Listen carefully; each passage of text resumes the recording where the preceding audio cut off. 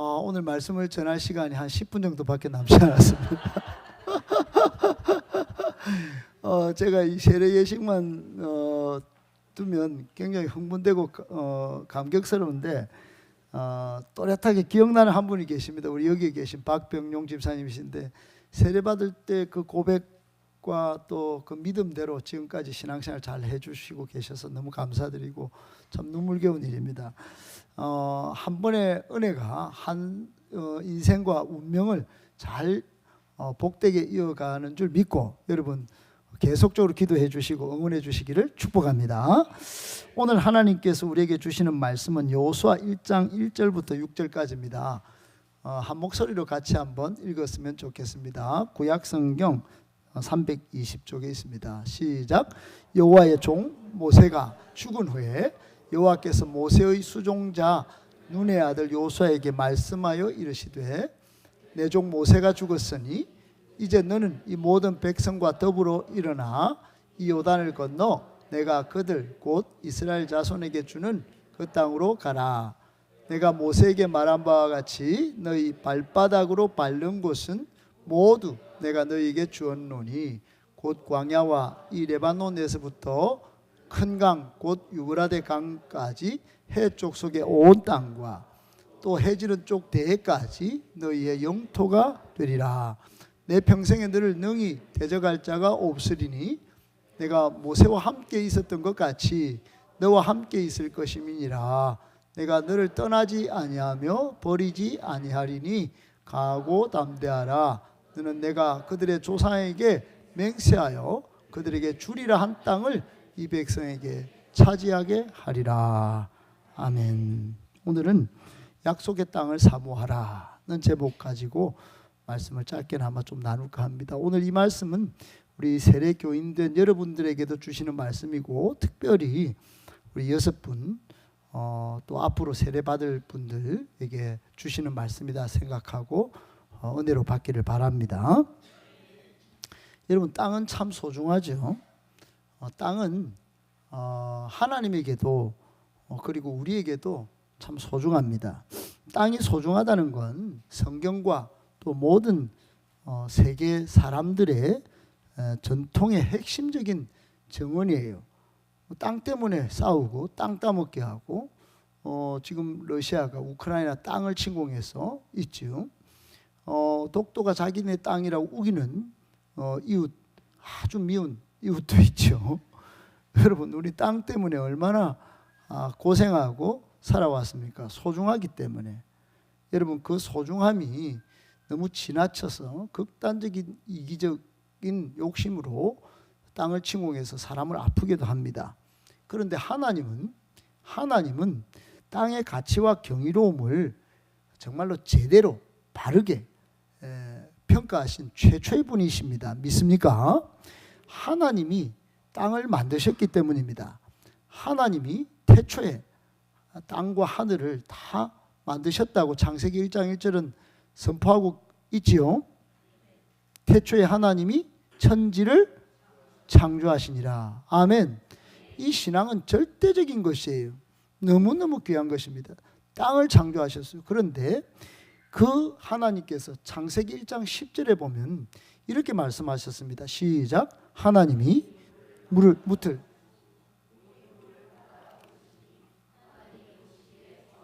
아멘. 무틀 땅이라 부르시고 땅이라 부르시고 보시기에 뭐예요? 좋았더라고 하셨어요. 정말로 땅을 보시고 좋았다고 그 경이로움을 표현한 최초의 존재가 하나님이십니다. 세상의 진화론은 이 사실을 가르치지 않습니다. 그것은 영적으로 보면 사탄이 인간을 최고의 존재로 만들어 놨기 때문에 사탄이 네 인생의 주인은 네 자신이야. 땅 그거 따먹으면 돼. 그리고 온 우주 만물은 그냥 여러분 이렇게 가르쳐 놓으니 하나님이 없는 겁니다. 하나님은 무틀 땅이라 부르셨다. 물을 모인 물을 바다라 부르시고 하나님이 보시기에 좋았다 그랬습니다. 하늘의 해달별도 여러분 어디를 비출까요? 성경에 보면 하나님께서 창세기 1장 15절에 땅을 하늘의 궁창에 이렇게 다 모든 해달별들 광명체들이 땅을 뭐예요? 비추라. 땅을 비추, 땅을 그대로 되었습니다. 이것도 하나님이 보시기에 좋아요. 여러분, 그리고 이 땅에 있는 모든 나는 생물, 물고기, 바다의 생물 그리고 땅에 기는 모든 것들을 하나님이 다스리고 통치하도록 하셨습니다. 하나님이 모든 종류를 땅 위와 하늘과 물 속에 다 생물을 내고 땅을 중심으로 모든 먹을 것, 생활하는 모든 것 같이 생활하게 하셨으니 땅은 하나님도 우리에게도 소중한 것입니다. 땅은 그 자체로 소중한 거예요. 여러분, 땅은 유일무이한 것이에요. 땅과 같은 것은 아무것도 없어요. 그리고 땅은 말로 다 표현할 수 없이 아름답습니다. 아멘. 만약 지금의 형태로 땅이 없다면, 겨우 몇 평밖에 되지 않는다면 우리의 삶은 삭막할 것이에요. 저는 우리 교회 조그만 땅이 앞에서 있어서 화단을 가꿀 수 있어서 너무 좋습니다. 할렐루야. 철마다 꽃이 피니 더 좋아요. 그래서 제가 요즘 시인이 되어가고 있습니다. 저번 주에도 시를 짓고 어제도 시를 지었어요. 제가 어제 땅을 주제로 설교를 준비하다가 땅과 꽃 시를 지었어요. 같이 한번 읽어봅시다. 시작. 어디에서 피어난들 창조의 하모니, 가지각색 꽃 모양은 사랑의 꽃무지개, 모진 인생 살고파서 봄비로 울부짖고 그림자로 노래하네.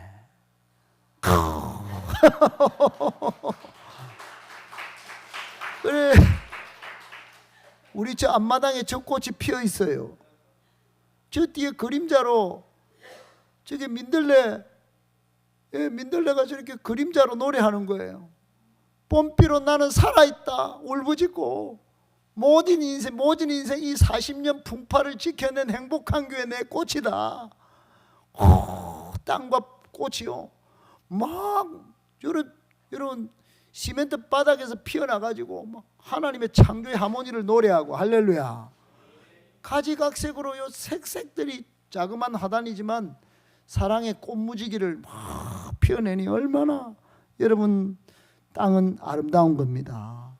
그런데 이 땅마저 없다면, 지금의 형태로도 없다면, 겨우 몇 평밖에 땅이 없다면 우리는 정말 얼마나 삭막할 거예요. 그러므로 여러분, 이 둥근 공 모양의 땅은 지금까지 알려진 가장 위대한 경이로움인 줄 아셔야 합니다. 여러분, 땅을 디디고 살면서 이 땅은 커져 있지 그리고 막 쉽게 생각하지만 땅은 하나님이 보시기에 좋았고 이 땅 속에서 이런 시가 태어나니 경이로운 것입니다. 그러므로 하나님께서 우리에게 주신 이 땅에 관한 성도의 입장은 무엇이어야 할까? 여러분, 그것을 제가 이렇게 표현해 봤습니다. 시작. 땅은 하나님께서 인류 및 모든 생물과 함께 나누시는 생명과 사랑의 모든 은총을 요약해 주는 상징이다. 아멘. 하나님과의 거룩한 친교를 땅을 가지고 하는 겁니다. 빵, 쌀과 같은 친교고 모든 존재의 통일을 이루는 그 경축이에요. 경축. 그러니까 여러분, 제가 앞에 다 오늘 시간이 없어서 다 줄이겠습니다. 오늘 세례받는 분들, 여러분, 그런데 이 땅을 디디며 경축하고 사시기를 축복해요. 그런데 이 땅이 전부가 아니단 말이에요. 여러분, 이 땅이 여러분의 것입니까? 아니니까 더 확보하려고 얼마나 전쟁을 치러요. 그런데 하나님이 우리에게 새하늘, 새 땅을, 영원한 걸, 최고 가치 있는 것을 주시려고 약속하시고 지금 준비해 놓고 계십니다.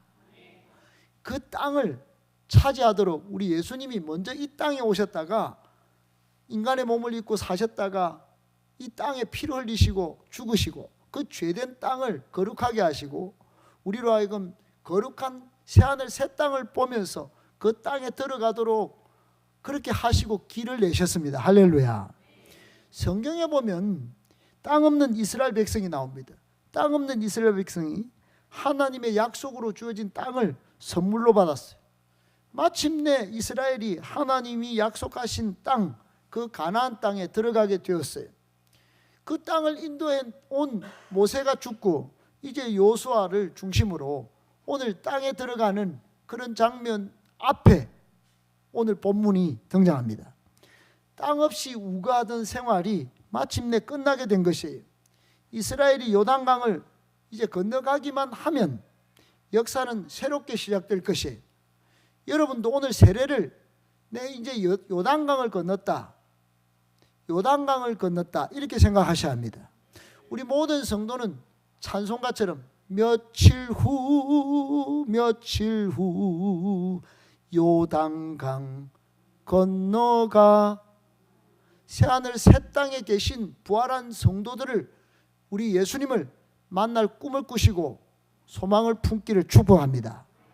요단강만 건너가게 되면 역사는 새롭게 펼쳐질 것이에요. 하나님과 거룩한 친교를 이루게 될 것입니다. 그런데 이 요단강이 경계예요. 아주 중요한 경계. 위험과 안심 사이의 경계다 이 말이에요.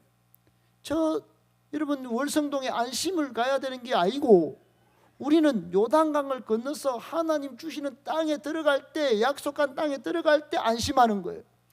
이제까지와는 차원이 다른 근본적 변화의 순간이 바로 이 요단강 앞에서요. 오늘 세례받는 이 순간이에요.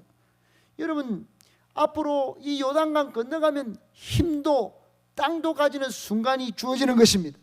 처음으로 안전하게 되어서 집과 같은 편안함을 가지게 되는 결정적인 사건이 이 요단강 앞에 있는 거예요. 여러분 이리저리 방랑하다가 땅의 소유자로 내가 바뀌는 순간 이제는 광야에서 일을 그만두고 새로운 피조물이 되고 종이었던 신분이 약속을 선물로 받는, 따라합시다, 자녀의 신분. 그래 하나님 자녀의 신분이 되고 버려진 어린아이가 아닌 하나님 나라의 후계자가 되는 순간이 요단강을 건너면 되는 것이에요. 세례받으면 그렇게 되는 것입니다. 하지만 성경은 이 약속의 땅에 들어가지 못할 자를 보여주십니다. 그러니까 들어가지 못할 사람 세 사람, 첫 번째는 불신자입니다. 너무 앞서갔다 송강. 여러분 불신자 따라합시다. 불신자는 못 들어갑니다. 여러분 히브리서 3장 18절로 19절에 이런 말씀이 있습니다.